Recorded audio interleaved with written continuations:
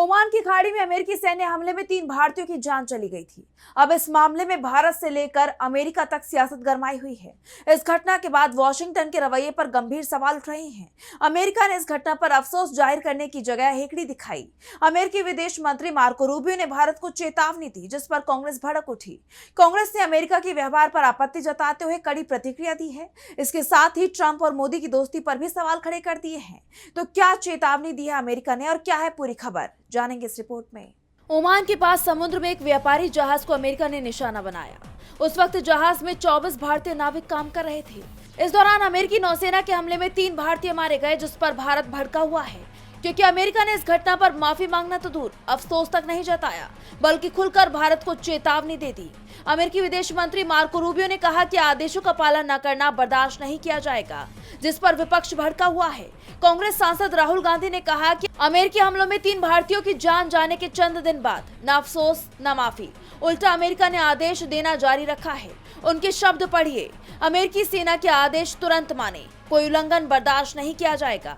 एक आजाद देश इस तरह की भाषा कभी नहीं सहेगा, लेकिन हमारे कॉम्प्रोमाइज्ड पीएम चुप एक आज्ञाकारी नौकर की तरह सुनते हैं और आदेश मान लेते हैं। उन्होंने आगे कहा कि कॉम्प्रोमाइज्ड पीएम देश के सम्मान की रक्षा नहीं करेगा, क्योंकि जो देश का अपमान करते हैं वो उन्हीं के वश में है। तो वहीं कांग्रेस ने लिखा कि अमेरिका ने 3 भारतीयों की जान ले ली और अब मोदी सरकार को धमकाया भी जा रहा है। अमेरिकी विदेश मंत्री मार्को रूबियो ने मोदी सरकार के विदेश मंत्री को चेतावनी देते हुए कहा कि अमेरिकी सेना के आदेशों का पालन करना होगा, आदेशों का पालन न करना बर्दाश्त नहीं किया जाएगा। ये भाषा उस देश की है जिसने अभी अभी 3 भारतीयों की जान ली।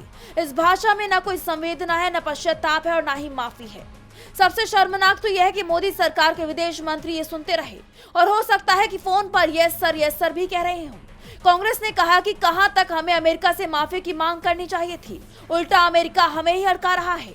इतना ही नहीं, पार्टी ने एक बार फिर पीएम मोदी को कॉम्प्रोमाइज बताया और कहा कि आज अमेरिका की इतनी हिम्मत इसलिए हो रही है क्योंकि मोदी पूरी तरह से कॉम्प्रोमाइज हैं। मोदी की इसी कमजोरी का खामियाजा देश भुगत रहा है। देखा जाए तो अमेरिका का ये रवैया और बयान बेहद चौंकाने वाला है। हालांकि विदेश मंत्री एस जयशंकर ने मार्को रूबियो से बातचीत के दौरान भारत का कड़ा विरोध दर्ज कराया था, लेकिन उल्टा मार्को रूबियो ने उन्हें ही फटकार लगा दी और चेतावनी दे दी। ऐसे में ट्रंप और मोदी की दोस्ती पर भी सवाल उठ रहे हैं। कहा जा रहा है कि निर्दोष भारतीयों की जान जाने पर अफसोस तक नहीं। ये कैसी दोस्ती है? ऐसे में सरकार बुरी तरीके से घिर गई है।